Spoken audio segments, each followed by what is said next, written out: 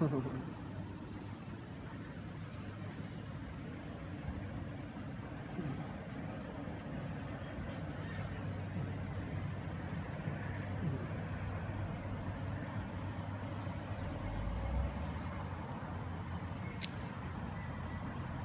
everybody, Ryan here.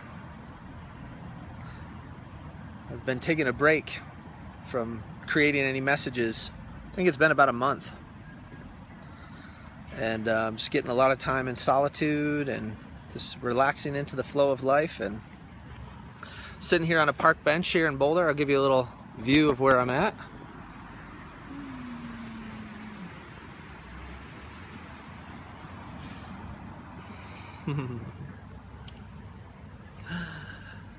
And just prompted to pick up my phone and start chatting. So, where are you today? How are you today? What's going on right now? Right in this moment? What's here for you? What are you feeling? Take a second, take a breath, tune in. You know, what's right here? You feeling shitty? You feeling good? Feeling lonely? Feeling guilty? Feeling excited?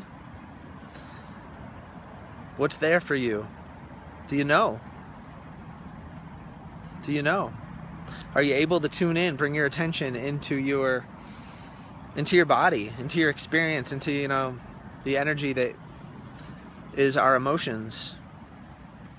Can you tune into that and just really be honest with, how do I feel? And everyone's trying to feel good. Everyone wants to feel good, of course. Of course, of course.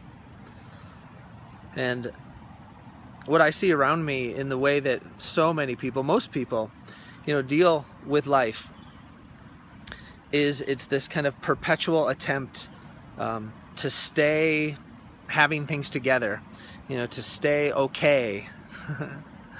And with all the pressures around us and all the pressures that build up as the years go on, and all the external forces that are on us, all the demands, all the expectations from our loved ones, from work, from society, you know, to be normal, to be good, to be productive, to be happy, right? A lot of times when we're not feeling good or not feeling happy, if we're kind of open and honest about that, if people around us can't really handle it, they'll, you know, what's wrong with you? And they want to try to fix you to, like, get you to, you know, kind of act happy so that they don't have to feel their discomfort associated with when someone they love is not feeling good. And that's hard. It can feel so lonely to be surrounded by people who you talk with and maybe go to the movies with and eat dinner with and sleep in the same bed with. But if there isn't space there, if there isn't room, if there isn't a genuine opening and sacred space within the hearts of others to allow you to feel what is authentic for you and to be true to who you are, and if you're feeling down, if you're feeling sad, if you're feeling regrets, remorse over things from the past, or things you wish you would have done differently, things that you wish you hadn't done at all, you know, people that you ended relationships with that you miss and you wish things had been different, or whatever it is, you know, maybe you wish you had done things different with your children who are now grown up and away, or away at college or something like that. And a lot of people have so many regrets of things that they wish that they hadn't done. And when they tune into them, ooh, it can be painful and it can seem so big and overwhelming. Oh, I can't believe that I did that. Oh, I'm such a bad person. Oh. And it's confusing because you're in your heart, you know that you're good. We all do, because we are. It's the truth. So in your heart, deep down, you know of your goodness. You know that you are well-intentioned. And of course, we've all done things that we look back on and we don't feel good about. But we don't have to stay stuck in those things, okay? And what I talk about in all my messages, essentially, I really always kind of point back to the same thing, which is that the way to genuine, inside-out transformation that leads to deep peace and true happiness that pervades all circumstances, that stands even when it seems like the world around us is crashing down. Because the peace that is really seated within all of us, that is our natural state. It's true. I know as I say this, you might think, well, that sounds like a bunch of hogwash, or I don't know about that. Because if you're not feeling peaceful, if you're not feeling alive and free, it's hard to believe it because it brings up uncomfortable feelings to even like consider that. Because it's like, well, if that's true, then why do I feel like I feel? Why am I not happy? Why is my life not working? Why do I feel stressed out? Why do I feel depressed? Why do I feel angry? Okay. And essentially, it's very simple, and I talk about this a lot, but I'm going to just kind of get through this because it's so important. We grow up as human beings in the families that we grow up in the societies that we grow up in, towns and schools, and we essentially become a product of our environment. All the beliefs, all the pressures, all the ways of interacting, the ways of connecting or not connecting.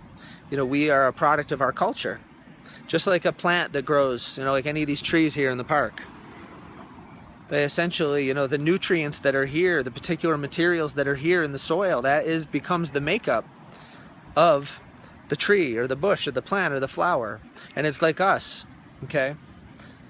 We are personalities, okay? And I'm going to separate personalities from the truth and the essence of who we really are. Our personalities become essentially a reflection of what we grew up in, okay? And as I use the word conditioning, we become conditioned through our childhood and through our upbringing, and then we find ourselves living the life that we're living. And now most people, somewhere along the way, start to realize like that things aren't happening the way that they want, that they're feeling pressure, they're feeling stressed, that life just isn't feeling great. Now almost all of us have grown up in cultures where being authentic and being free and feeling our feelings freely and expressing ourselves and being open and just being exactly who we are is not allowed. That's not what society dictates, okay? We've all been conditioned to withhold and to kind of, you know, push away the parts of us that other people don't like, that mom and dad don't like. You know, there's parts of us that have been ignored, have never been seen, never been recognized, and so those parts kind of wither because they don't have a healthy connection to grow and to flower. Okay, and so that conditioning leads us to who we are, to what our personality is. We find ourselves living in this world according to what our conditioning is, what we think is right, what we think is normal. And then at some point it usually starts to break down. A lot of people have their feelings so stuffed down, they don't feel what's going on, stuck in their heads, and the feelings get suppressed and buried and pushed down. And then over time, that kind of starts to take over, and we start to get that's what depression and anxiety and you not experience love in relationships like we know that we can, and you know, not connecting with people, and it's just not working. And so the analogy that came to me the other day as I was just kind of feeling into this is imagine that we are all in our own little fishing boats out on this huge ocean. And we're standing in these boats. We each have our own boat, okay? And that noticing that life isn't really happening the way that we want, or starting to, you know, not feel good, feel depressed, or feel guilty, or feel unseen, unheard, unloved, unappreciated. That's like looking down into your boat and noticing that there's water in the bottom of the boat, okay? That noticing of the water is like noticing like, hey, you know, this isn't right. Something's not right here. Okay? And true transformation, there has to be a point where each person for themselves takes a look and is honest with their experience, honest with their feelings, honest with their state of being, honest with the quality of their life, and says, you know, the way I'm going right now, things just aren't working. And that's like noticing water in the bottom of the boat. Now what happens is if people notice the water in the bottom of their boat, they generally start to look around at other people because they don't know how to get it out or what to do about it, okay? And you start to look to other people who seem like they're happy. Or, you know, from our vantage point in our boat, maybe it looks like we can't see the water in other people's boats, so maybe we assume because they have a smile on their face as they're standing in their boat, maybe we assume that they're happy. Okay, well, they're happy, so what are they doing to be happy? And a lot of people, you know, turn and say to us as we ask them, hey, what do I need to do to get this water out of my boat?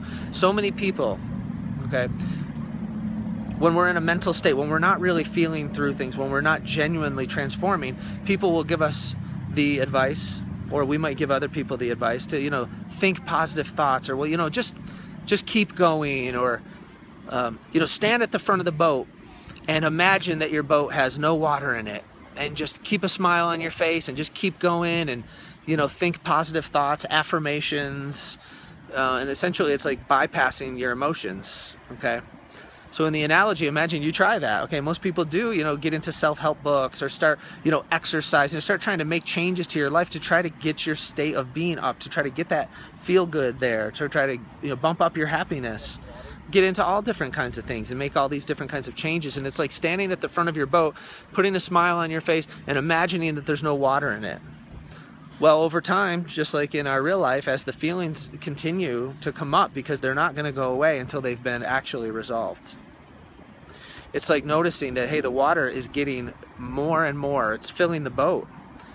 You might say to somebody, hey, there's more water in my boat. What do I do? And somebody says, oh, well, a lot of coaches out there, life coaches and authors and religious people, Christianity, Buddhism, say, oh, pray, or, just, be positive, just have faith and just trust, and, just think positively, and then your boat will be fine and your water will go away. And so you keep trying it.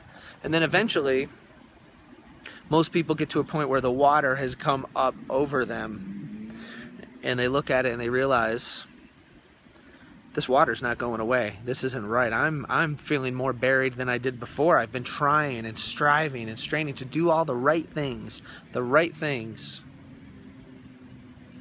and I'm miserable, or I'm just not feeling good. I have to be honest about it. And once we truly then become honest about it, that's when we can transform. And like I always talk about, the path to true transformation is recognizing I've got water in my boat. No one else can seem to help me. And I need to just be honest with what's going on here and be real. And that's when, as we do that, in the analogy it's water, but in real life it's our emotions that have built up in our system that we're usually numb to. We're in our heads, we're not even tuned into what's really there for us. All the feelings of guilt and anger and all the repression, all the hurt, all the sadness, all the grief. It's so tender. We've kind of built a wall of numbness around our heart because it's so tender. And that's okay. It's totally innocent and it's just natural. Okay, but what I'm here to do is to help everyone who is here to hear me and is open to this message and to what I'm saying, that when you get upset, when you notice those uncomfortable feelings come up, is rather than doing things to try to fix it and being busy, is to going into quiet and bringing the light of your attention, it's like a spotlight, your attention, into the feelings and being with them. That is where the true transformation starts to happen. I had an experience back in 2011 where when I started to get into my feelings, it was like this cork popped out of the dam and all this grieving came up and all of this emotion came out, just crying and crying and crying. And I've spent the last 4 years crying a lot, grieving. And as I talk about often, grieving is the virus cleaner for our systems, for our emotional bodies, for our psyches, for our being, for us.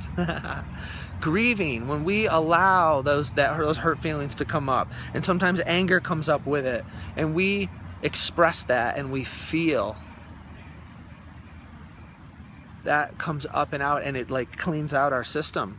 Our heart starts to open, our mind becomes more clear, there's less clutter, there's less confusion, there's less pressure. Our vitality starts to come back, our creativity starts to come up more, our freedom starts to enhance. I love this light. And that's what it is, the light within us starts to be known. It's always there, okay? The light that we all share. Think of your heart as just a big sun of pure white light. It's always there inside. It never goes away. It's the core of who we are, okay? We are all good inside. Everyone, no matter what you've done, no matter what. And I know it can be hard to believe when you don't feel good, or when you've had people who've wronged you and you still hold grudges and you still hold resentment, because until you clear it out, the knowing of your goodness is what comes up and out. Because as you clear the emotional debris, all that stuff that's been pent up and repressed and pushed down and bottled up, as you clear it away, grieving, expressing, feeling your feelings, being truly authentic, more and more and more, being honest, directly honest, even if it has an angry tone to it. Because when you're repressed, to get that stuff up and out, A lot of times it takes, starting to say to the people around you, no, I don't feel good about that. Getting them out of your space so then you can, on your own determination, allow people back in to relating with you in a way that feels right to you. Okay, so what I'm saying is, hey, I'm asking the question, does your boat have water in it? How are you feeling? And if it does, are you able to be honest about it? And I invite you to do that right now. It's okay to not feel good. It's okay to have guilt. It's okay to have anxiety. It's okay to feel stressed out, to feel like you're no good, to feel like you're not worthy of the highest forms of love. It's okay to admit it. It's a great starting place of just being honest. You know what? Speaking to some of the things that you hate. I hate my relationship with my kids right now, and I'm not talking about me. I'm suggesting that might be someone who's watching right now. Because it's so frustrating. I just don't like the way they treat me, or my parents, or my spouse, or whomever.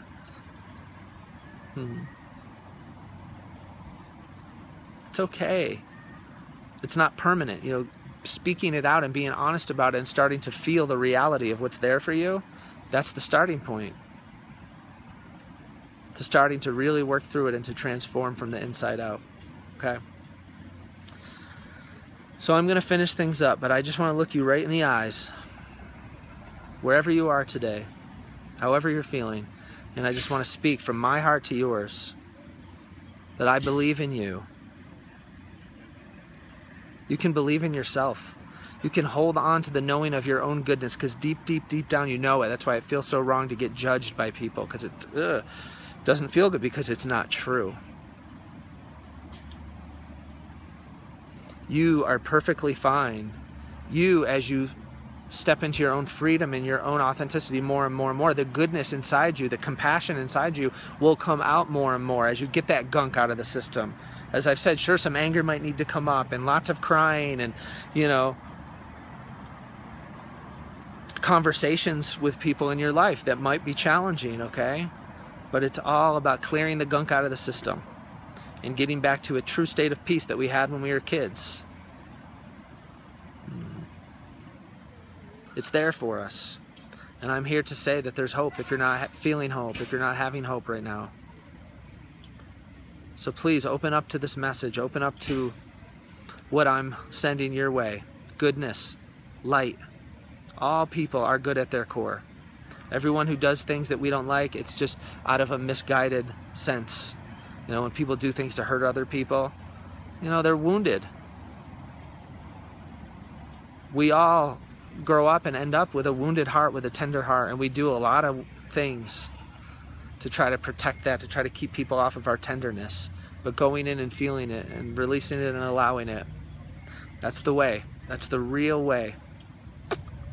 So, thanks for being you.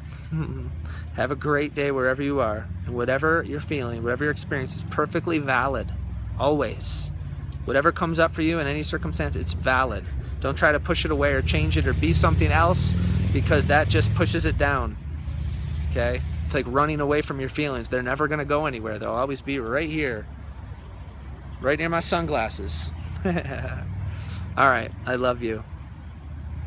And I mean it. Thankful to be here on this earth with you. I'll see you soon. Bye.